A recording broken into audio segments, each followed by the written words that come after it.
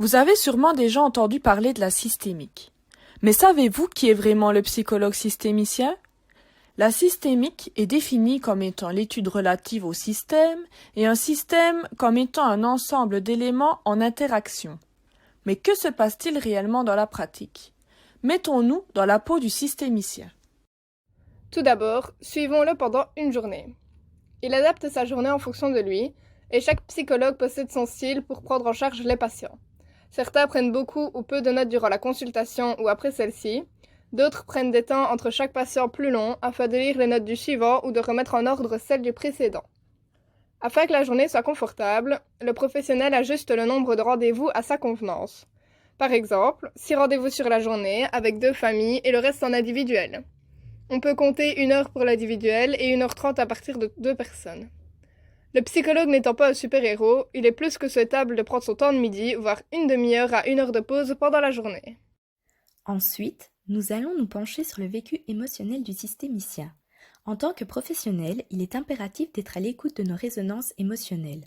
En effet, on les utilise comme un outil thérapeutique au service du patient. Il s'agit d'une gymnastique entre ce qu'il se passe chez le psychologue et chez le patient. Il faut être attentif à soi, à l'autre et à la relation entre les deux, ce qui peut être très fatigant.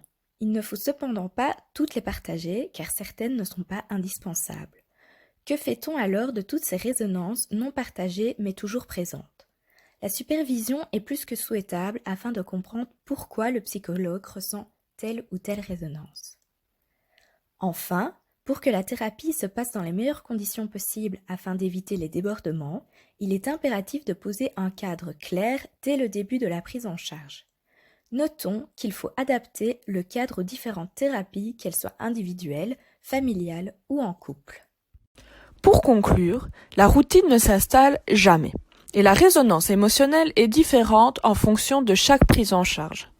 De plus, le cadre peut sembler un détail, mais il est la clé du bon fonctionnement de chaque thérapie.